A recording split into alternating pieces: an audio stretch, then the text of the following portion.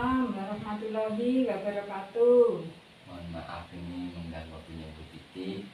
Saya selaku PTP ada tugas untuk mewawancarai Ibu tentang pengambilan keputusan yang berbasis pada nilai-nilai kebajikan yang besar. Iya. Waktunya Bu ya. Iya. Mari silakan Bapak Subroto. Begini Bu, selama ini bagaimana menurut Ibu dalam mengidentifikasi kasus-kasus yang merupakan dilema etika atau rujukan moral? Menurut sepengetahuan saya Bapak Subroto, apabila suatu permasalahan itu terjadi dan membutuhkan suatu keputusan, di mana keputusan tersebut ada dua pilihan, yaitu benar dan benar, maka menurut saya ini bisa dikategorikan dalam dilema etika. Sedangkan suatu permasalahan yang terjadi apabila pengambilan keputusan itu ada dua pilihan, yaitu benar dan salah, maka ini bisa dikategorikan dalam rujukan moral. Seperti itu menurut saya, Bapak Subroto. Ya, terima kasih. Selama ini bagaimana menurut Ibu dalam menjalani keputusan di sekolah, terutama untuk kasus-kasus di mana ada kepentingan yang sama-sama benar atau sama-sama mengandung nilai kebajikan? Dari pengalaman saya Bapak Subroto selama jadi kepala sekolah di SDN Batu Dinding 1 Kecamatan Gapura Kabupaten Sumeneb ini, permasalahan mengenai dilema etika ini memang sering terjadi di sekolah saya. Ya. Ini merupakan suatu hal yang terberat bagi saya, ya, untuk pengambilan keputusan. Kenapa? Karena di sini permasalahannya pilihannya itu sama-sama benar, ya. Jadi itu merupakan suatu yang harus saya pertimbangkan dengan baik-baik dalam saya mengambil keputusan. Jadi dalam mengambil keputusan ini saya lebih mengutamakan kemaslahatan dan kemanfaatannya bagi sekolah kita. Seperti itu, Bapak Subroto. Jadi Ibu dalam mengambil keputusan mana yang lebih berpihak pada sekolah atau menurut itu yang diambil? Iya, betul Bapak Subroto. Ya, terima kasih. Berikutnya Ibu, kira-kira langkah-langkah atau prosedur apa yang biasa Ibu lakukan dalam mengambil keputusan? Dalam mengambil keputusan ini saya pasti akan melibatkan guru-guru dan pihak-pihak yang terkait dalam mengambil keputusan. Jadi melakukan musyawarah dulu saya Bapak Subroto, ya. Sedangkan langkah-langkah yang saya ambil itu pertama-tama yaitu saya harus mengidentifikasi, ya, masalahnya itu, ya. Ya. Setelah itu baru saya melihat pihak-pihak mana saja yang terlibat, seperti itu, ya. Selanjutnya saya akan mengevaluasi Pak Broto, ya. Setelah evaluasi itu baru saya akan mengambil keputusan yang benar, ya, ya, dengan mempertimbangkan beberapa hal tersebut. Ya, terima kasih atas langkah-langkah itu.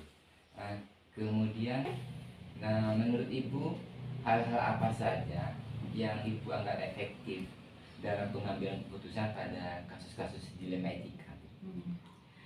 Yang pertama-tama saya lakukan Bapak Subroto, saya harus tahu permasalahannya dulu, kemudian saya identifikasi, ya.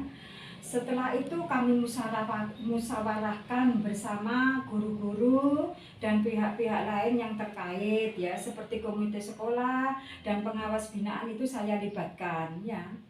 Seperti itu. Jadi sekali lagi saya akan memutuskan yang sangat bermanfaat bagi sekolah maupun siswa. Seperti itu Bapak Subroto. Jadi Ibu setelah bermusyawarah dengan pihak terkait, terus mengedepankan kepentingan sekolah, Iya. lalu memutuskan Iya, itu. iya, Itu seperti yang itu. yang dianggap efektif seperti Iya, itu. iya, seperti itu Pak Subrata. Begini Bu, berikutnya kira-kira hal-hal apa saja yang selama ini itu Ibu anggap tantangan dalam pengambilan keputusan pada kasus-kasus dilema etika ini Bu? Tantangan dalam pengambilan keputusan pada kasus dilema etika ini Bapak Subroto adalah kesiapan diri dalam menerima konsekuensi dari keputusan yang kita ambil, ya, Iya. terutama dari pihak yang merasa dirugikan, seperti itu, ya, atau kurang diuntungkan, ya.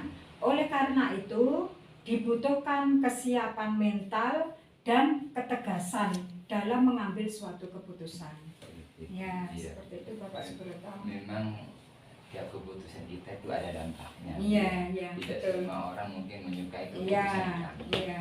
Tapi bagaimanapun keputusan tetap yang diputuskan seperti itu Bu. Iya, iya. Baiklah Bu. Iya. Nah, apakah Ibu memiliki sebuah tata cara atau jadwal tertentu dalam menyelesaikan kasus dilema etika? Apakah Ibu langsung menyelesaikannya di tempat atau memiliki sebuah jadwal untuk menyelesaikannya? Mungkin bentuk atau prosedur apa yang Ibu jalankan selama ini? Saya tidak punya jadwal khusus Bapak Subroto untuk menyelesaikan suatu kasus atau permasalahannya, ya. Tapi saya berusaha untuk segera menyelesaikan masalah tersebut, ya. Jika suatu permasalahan yang sulit, itu saya putuskan, biasanya saya meminta pertimbangan pihak lain, ya, seperti pengawas sekolah dan juga pejabat-pejabat di atasnya, ya, yang terkait dengan permasalahan supaya segera terselesaikan. Begitu. Seperti itu, ya. Baiklah Bu. Ya. Selama ini menurut Ibu kira-kira adakah seseorang atau faktor-faktor yang selama ini mempermudah atau membantu Ibu dalam pengambilan keputusan dalam kasus-kasus dilema etika ini? Faktor-faktor yang mempermudah saya dalam mengambil keputusan dilema etika, yang pertama adalah berdasar azas kepentingan. Seperti itu ya Pak Berta. Iya. Maksudnya kepentingan sekolah, ya. Yang kedua adalah musyawarah dengan pihak terkait, ya. Dan yang ketiga adalah meminta saran dan petunjuk atau pendapat kepada pejabat-pejabat di atas saya seperti pengawas sekolah maupun pejabat lainnya yang terkait. Seperti itu, ya. Kalau saya boleh tadi mengulang jawaban Ibu, Iya. jadi asas kebermanfaatan terhadap Iya, sekolah, iya. terus musyawarah, terus minta Betul, saran dari iya. pengawas binaan. Iya, seperti itu. Iya. Baiklah Bu, ini mungkin yang terakhir Ibu, pertanyaan dari kami. Iya. Dari semua hal yang telah Ibu sampaikan, kira-kira pembelajaran apa yang dapat Ibu petik dari pengalaman Ibu dalam mengambil keputusan untuk kasus dilema etika? Iya. Yang terpenting adalah pengambilan keputusan akan lebih bijaksana jika mengedepankan musyawarah, ya, dan kepentingan sekolah. Seperti itu Bapak Subroto. Jadi dibutuhkan ketegasan dan kesiapan mental dalam mengambil keputusan terhadap kasus dilema etika dan menghadapi konsekuensi dari keputusan yang sudah kita ambil. Ya, seperti itu. Memang dalam kita memutuskan sebuah kasus dilema etika tidak mudah. Iya. Tetapi dari penjabaran Ibu memiliki ketegasan untuk memutuskan itu dan siap menerima konsekuensinya seperti itu. Iya, siap. Terima kasih Bu Titi atas waktunya. Iya. Semoga ini bermanfaat bagi saya juga atas saran-sarannya dan jawaban-jawaban dari Bu Titi itu. Sekali lagi terima kasih. Saya ucapkan Assalamualaikum warahmatullahi wabarakatuh. Waalaikumsalam warahmatullahi wabarakatuh.